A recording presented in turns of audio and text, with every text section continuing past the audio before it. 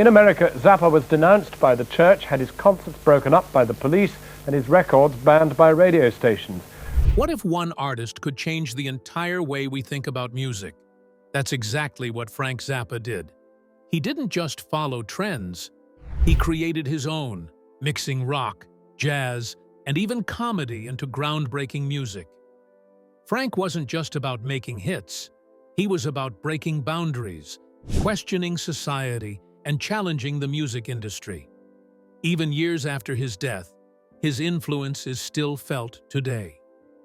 In this video, we're going to uncover the hidden truths about Zappa's life and legacy. Ready to move in? Let's go. Gail Zappa's control versus Frank's wishes. Frank Zappa died in 1993. He left behind more than just music.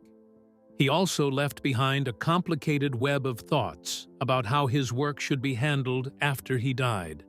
Frank's wife, Gail Zappa, took on the difficult job of keeping his legacy alive. But what came next was not at all a smooth ride. Gail became Frank's supervisor and fought hard to keep his music from being used in ways she thought were inappropriate. There was some disagreement about this method, though. On the one hand, some people respected how hard Gail worked. She set up the Zappa Family Trust, which protected Frank's music and name so that no one could hurt his reputation or change his work without her permission. Not only did she care about the music, but she also cared about keeping Frank's idea pure. She sued cover bands and events that she thought were not honoring Frank's original arrangements to make sure that his music was only played by people who met her high standards. Gail wanted to make sure that Frank's art stayed the way he meant it and wasn't changed or influenced by money. Some people did not agree with that, though. Some critics said that Gail's tight control over Frank's legacy made it hard for fans to fully enjoy his songs. A lot of people thought that Frank wouldn't have wanted his work to be locked up and out of the public eye because of all the lawsuits. They talked about how rebellious Frank was in real life and asked if he would have liked the way his wife was acting. Frank was always someone who broke rules and wasn't afraid to do what other people thought. Some people thought it was strange that he would let someone get his music into legal trouble, especially since Frank was thought to want his music to be openly shared, interpreted by others, and played in new ways. Strangely enough, it turned out that Frank had told Gail to sell all of his leftover music masters and quit the music business for good. Yes, it looked like her dying wish was the exact opposite of what she did. But Gail, who always looks out for Frank's legacy, saw a hole. Frank never talked about who owned the rights to his songs. So she didn't leave the music business. Instead, she took charge in a way that no one saw coming. She set up the Zappa Family Trust to protect Frank's work so that no one could use it. Not even a cover band or an eager record label. Fans were in a tough spot because of this, though. People who loved Frank's music were not able to enjoy it the way they might have liked. Cover bands had to go through a lot of trouble to get permission to play his songs. Lawsuits were filed against music festivals that honored his work. Gail wanted to protect Frank's legacy in a way that went beyond just preserving his art.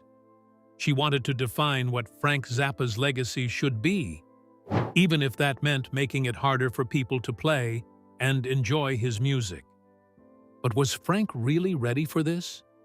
Would he have been happy if his family had kept his music in a safe place and carefully chosen what to play?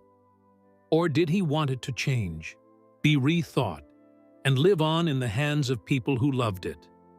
As time went on, these questions became more important.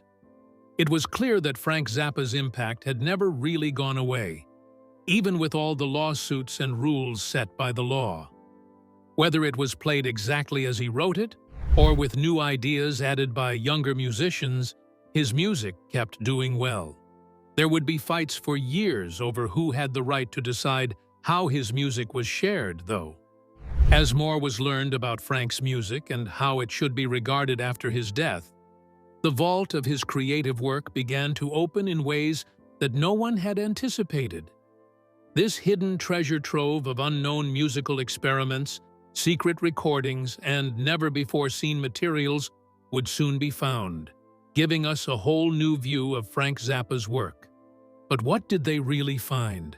Let's go into the secret and find out what Frank Zappa was really working on. It will change everything we thought we knew about how creative he was. Uncovering Frank Zappa's hidden archive, people around the world thought they had seen all of Frank Zappa's musical genius when he died. There was something much more amazing that came out after he died, though. Frank's vault, a huge archive with thousands of records, films, and experiments, was found. It showed a side of Zappa that not many people knew about. Not only was the vault a place to store things, it was also a treasure box of art supplies that he used to make things. Zappa was more than just a singer. He also kept a record of his own work, always pushing the limits and recording everything he did. The archivists were shocked by how much more they found when they opened the vault. People found home movies from Zappa's childhood, early tracks, live recordings, experimental works that crossed genres, and even some of the strangest and most creative projects he had been working on. There was no doubt that Zappa had been more than an artist. He was also crazy about keeping records of everything he did, whether it was a song, a video clip, or even an old home movie. Zappa loved to record and keep everything, no matter how small. These things showed how dedicated he was to his work, how much he loved trying new things, and how brave he was in making art that wasn't the norm. What shocked people even more, though, were the records that no one had ever heard before. There were rare recordings of Frank's 20-piece and 10-piece electric orchestras hidden in the basement. These were from a time when even Zappa's biggest fans had forgotten about them. This wasn't just a small, unknown find. It was a look back at a time in Zappa's career that had been forgotten. No one knew he had kept these records, especially from a time when his music was still changing and growing. These recordings with an orchestra weren't just songs. They were a look into Zappa's mind, showing how he put together different sounds, instruments, and ideas to make something new. When these recordings were found, they added a whole new level to Zappa's already legendary standing. Fans had known Zappa for years for his groundbreaking work in rock, jazz, and avant-garde music. But these new records showed a different side of him, an experimental side where he didn't just make music, but also tried to change what music could be. He was more ready than ever to mix orchestral music with rock music, jazz music with classical music, and everything in between on these tracks that had never been heard before. It wasn't easy to keep track of and catalog all of this work. The people who were in charge of going through the vault had to dig through a huge number of films, tapes, and records. A lot of these things were in forms that hadn't been used in decades, which meant that they couldn't even play the files right away. There were no up-to-date methods or tools in place to see what was there right away. It was a huge puzzle with pieces spread out over many years of Zappa's work. But no matter what, the archivists' only goal was to keep Frank Zappa's work exactly as he had left it. It wasn't just about keeping the music alive, it was also about keeping Zappa's artistic process alive. It became clear as they went through the papers that Zappa wasn't just a songwriter. He was an artist in every way. He didn't just take a picture of the finished result. He also wrote down everything that happened along the way. The work he did with film was a very interesting find. By recutting old Super 8 pictures, adding his own drawings, and timing them to music, Zappa turned them into works of art in their own right. In addition to being movies, these were visual records of Zappa's creative process. They showed how he thought, how he worked, and how he pushed himself to make art in all forms. People have always known that Zappa did strange things with music, but these results show that he did strange things with movies and art as well. He thought that music was more than just notes. It was an experience that brought together sounds, pictures, and ideas in ways that no one else had. It was a rare glimpse into the mind of someone like Zappa, who was always moving, always making things, and never happy with the ordinary. And these findings were only the tip of the iceberg, no matter how interesting they were. It turned out that there was more in the vault than the archivists thought. There were more films, records, and experiments. There was a gold mine of material that Zappa left behind that was just ready to be found. Every tape, film reel, and scrap of paper he wrote on added to the story of his life's work. There was no doubt that Zappa was dedicated to his work and ready to try new things. The vault was proof of this. But it was also a strong reminder of how Zappa had always planned ahead. He was proud of his work and made sure that it would continue to encourage people in the future. Zappa's vault wasn't just a collection of movies and music. It was also a way for him to make sure that his work would live on after he died. What other things were waiting to be found in the depths of his artistic world? What did Zappa really work on in his last years, and how do these new findings change the way we think about his music? If you want to learn even more about Frank Zappa's genius, keep reading. The next part is full of surprises. Frank Zappa's true intentions. When Frank Zappa died, there was a lot of disagreement about what should happen with his songs now that he is gone. His wife, Gail Zappa, was on one side and became the strict guardian of his memory. She was sure that his music should be kept exactly the way he had left it, without any changes or new readings. She fought hard to control who played his music, making sure that anyone who wanted to play Zappa's music had to follow her strict rules. Gail cared about more than just the notes on the page. She wanted to protect Frank's vision. She believed that his works were holy and that no one could change them, even if they meant to do so. The other side, though, is often forgotten. There was another point of view held by Frank Zappa, who spent his whole life breaking rules and questioning the status quo. People who knew Frank well say that he wanted his music to live on, not just be kept in a glass case. He wished it would change. It was important to him that the artists who played it understood it and made it their own. If you only heard about Zappa's legacy through his widow's control, you wouldn't see things this way. Frank was much more open-minded about the direction of his music. Ike Willis, who worked with and was friends with Frank Zappa, remembers a talk they had right before Frank died. Frank said in it that he wanted his music to be played by anyone who could make it better. Frank didn't want his music to end when he did. He wanted it to live on. This was very different from the strict rules Gail later put in place. Willis told us that Frank's real goals weren't to freeze his music in time. Instead, they were to make sure it lived on in any way possible. This is an interesting paradox. Did Frank want his music to stay exactly the way he wrote it, or did he want it to grow into something else? Some people think that Frank would have liked performances that took his music in new directions and made it more available to younger people. Others say that his music was so carefully planned and made that any change to the original would go against what he wanted. Gail Zappa, on the other hand, spoke out for strict protection. Her unwavering determination to make sure that Frank's music was played exactly as he wrote it was truly inspiring. Cover bands that wanted to play Zappa's music had to get permission and show that they knew how to play it exactly the way Frank had intended. Anything less was, in her eyes, an insult to his genius. For Gail, it was important to keep Frank's music exactly the way he had left it, without any room for opinion. Even though she had a lot of power over Zappa's work, the question still stands. Was that really what Frank wanted?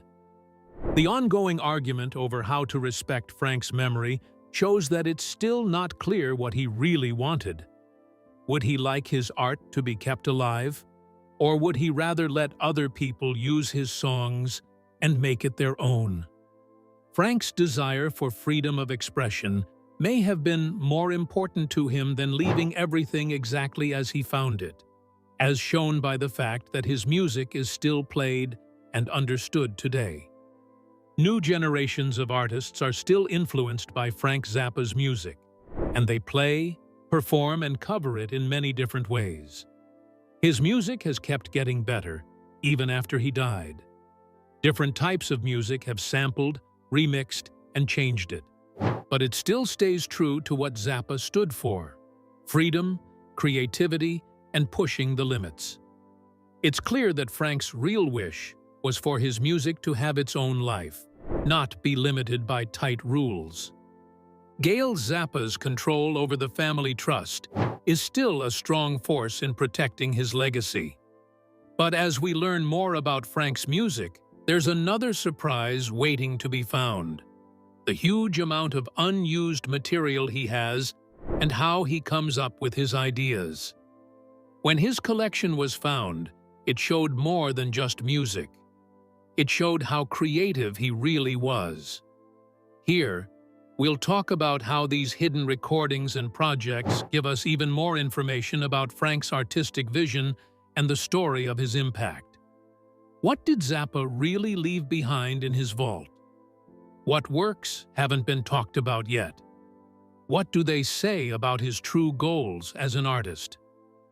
Stay tuned for the next part, where we'll find even more ways that Frank Zappa was brilliant. The real Zappa. When most people think of rock stars, they imagine wild, carefree lifestyles filled with parties, illegal substances, and excess. But Frank Zappa wasn't like most rock stars. While other musicians of his time indulged in substances to fuel their creativity, Zappa stood apart with a firm commitment to sobriety.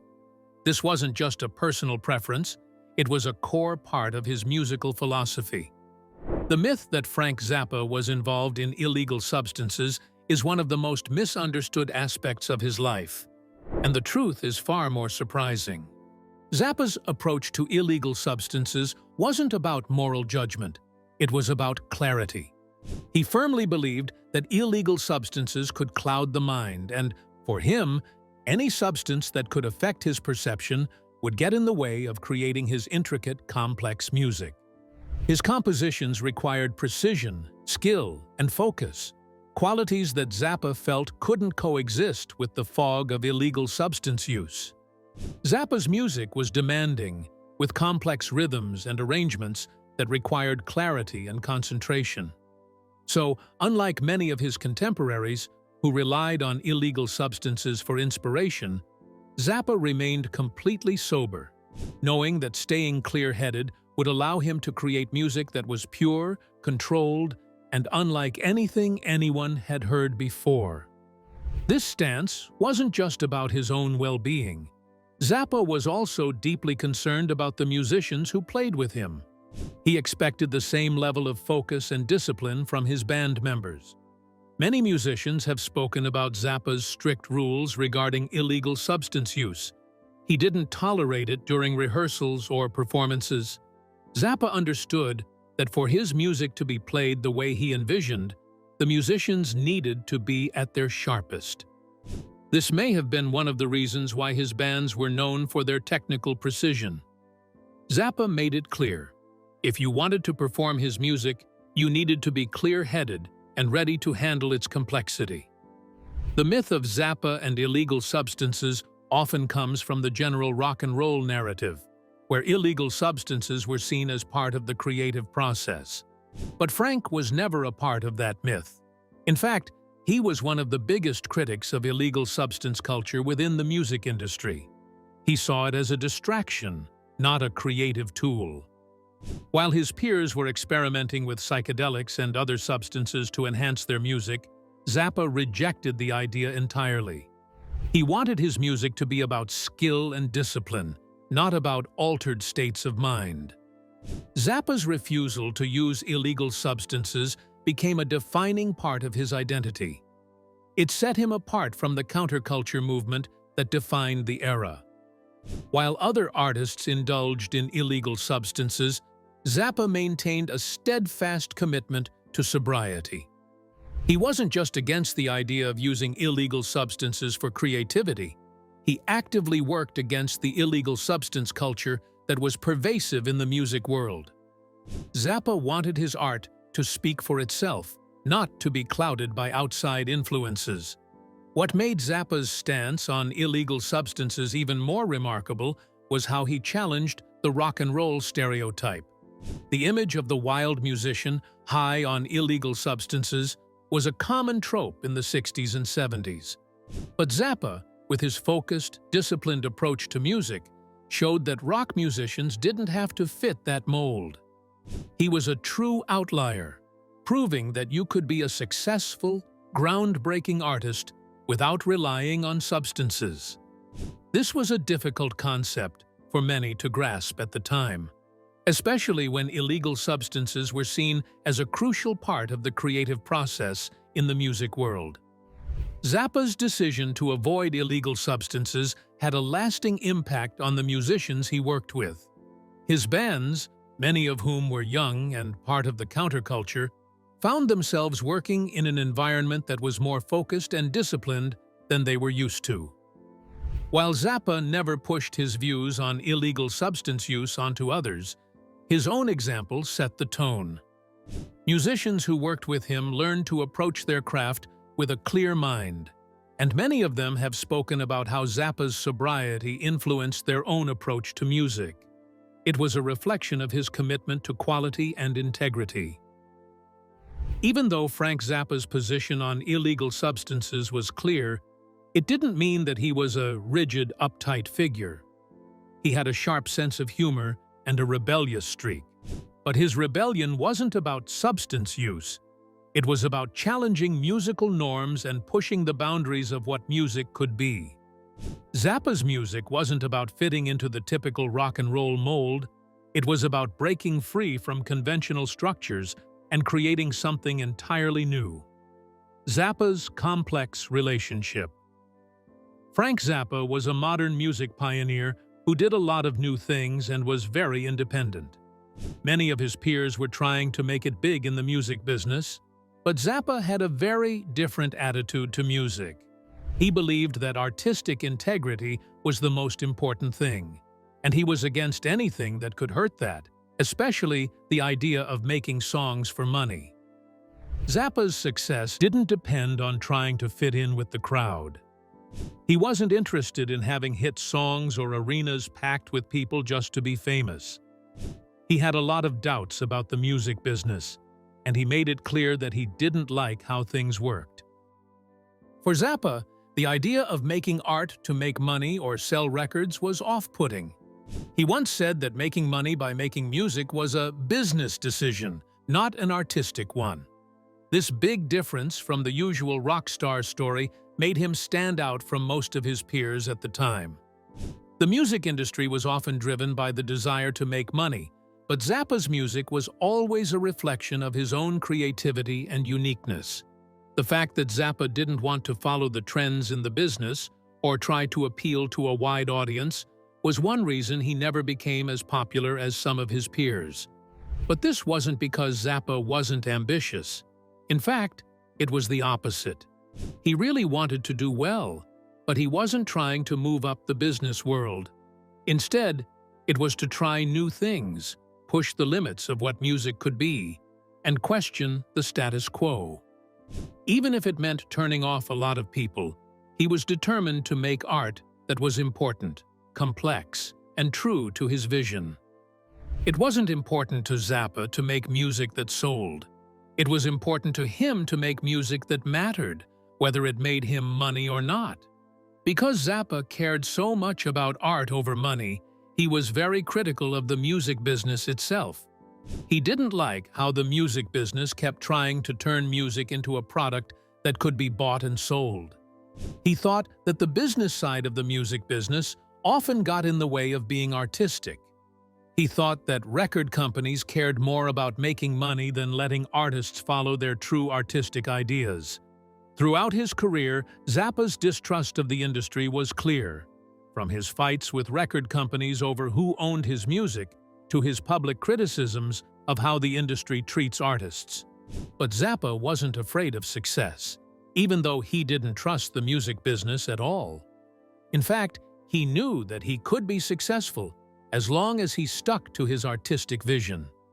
It was never about avoiding fame or money. It was always about making sure that those things wouldn't hurt the quality of his songs. Zappa knew that fame could fade quickly, and he didn't want to pursue it if it meant giving up his artistic process. He wasn't afraid of success in and of itself. He just didn't want success that meant giving up the things that made his songs special. Not trying to please everyone or meet commercial standards was less important to him than making art that was real and true to himself. Zappa was successful because he could keep these two worlds in balance. Despite not going the usual commercial ways that most artists did, he was still able to make a living as an artist. Even though his records didn't always become big hits, they had a huge impact on music in ways that are still felt today. His records, like Hot Rats and Apostrophe, were not only well-known, they were also groundbreaking. Zappa made music that was intellectually challenging, musically complicated, and still had a loyal fan base. This shows that artistic integrity and commercial success don't always have to be at odds with each other. Zappa's enduring influence. It's easy to think how Frank Zappa might have felt about the rise of digital music, even though he died a long time before the internet changed the music business. Because Zappa was so vocal about artist rights and the music business, he probably saw the internet as a strong way for artists to take back control of their work. He spoke out for artists' rights his whole life and was always pushing against how record companies took advantage of musicians. Streaming services and online platforms have become the main ways people listen to music these days. Zappa would have seen both the chance for more freedom and the risk of more marketing. Perhaps Zappa would be at the front of the fight for fair pay for artists in the digital age if he were still alive today. He would have been very angry about how streaming sites only pay artists a few cents for each play. Zappa had fought record companies for a long time over control of his music. He would have seen the internet as a double-edged sword, a way to reach people all over the world, but also a place where artists could be taken advantage of if they weren't careful. In addition to fighting for artist rights, he probably would have also pushed for better pay, more openness in the business, and more control over how musicians' music is shared. Zappa often put political messages in his music, and those messages are still surprisingly important in today's digital world. People are still angry about how harshly he criticized government censorship, business greed, and the power that big groups have over people.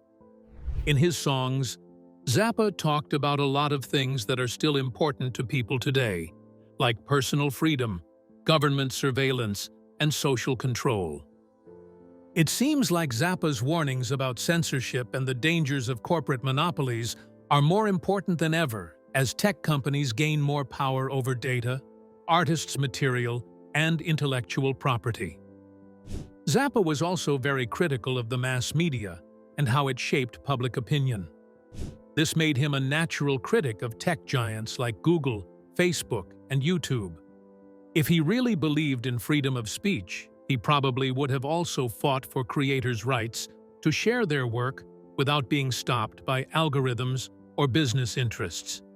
His music, which is known for breaking rules and not following the norm, would have kept challenging the status quo, just like it did in the 1960s and 1970s.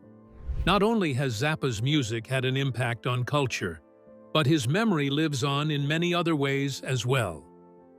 Joe's Garage, a rock opera he wrote in 1979 that deals with issues like religion, politics, censorship, and the life of a singer, has been put on stage many times, showing how influential he was. Joe's Garage was turned into a play by the Open Fist Theater Company in 2008. This brought Zappa's powerful themes of government control and social restrictions back into the public awareness. Joe's Garage has a lot to do with current political issues like government surveillance and the loss of personal freedoms. This shows how far ahead of his time Zappa was. A lot of people still remember how he could make music that was both musically new and socially and politically important. If you enjoyed this deep dive into Frank Zappa's legacy, don't forget to like, share, and subscribe. Click on the next video popping up on your screen to continue exploring the world of iconic artists.